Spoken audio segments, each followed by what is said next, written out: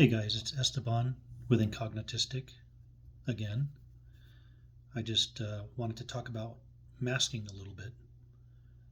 So, from as far as I can remember, I have always built these characters that are used at specific occasions. And these characters I drew from TV, movies, and other people that I observed to create. And what I used were the things that people liked about these characters.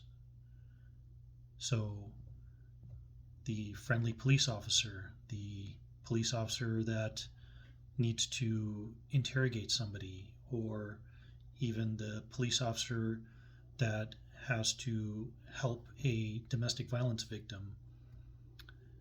It's all different characters that we present as, and neurotypical people are able to be these characters in a very natural manner. They don't need to practice or draw from different other examples as much as we do. And mainly, neurodivergents do this so that we can be accepted, so we could be likable, and really, the ultimate goal, in my opinion, is to be able to do the things that are necessary to live in regular society. So, when I started getting older, it was more and more difficult for me to sustain these masks. And if I was forced, and still am forced, to sustain a mask for long periods of time, it really causes burnout for me and makes me need to have downtime, which usually means isolating myself and focusing on something that is not stressful to me, and being away from people mostly. So, an interesting thing occurred during COVID-19. The pandemic required us to wear masks and to be isolated socially and do a lot of work virtually.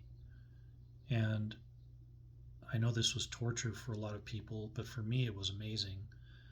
I didn't have to wear my mask as far as expressions are concerned with a mask over my face. And that was so relieving because I didn't have to smile to be happy or be mean. I could just be myself and not have to worry about people seeing this RBF accidentally and getting offended.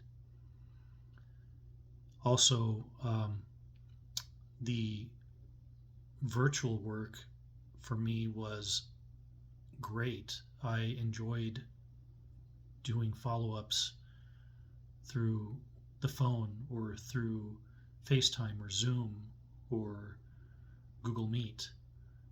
And even if I had to present in front of 20, 40 people on any one of those platforms, it was way easier than to have to present them live.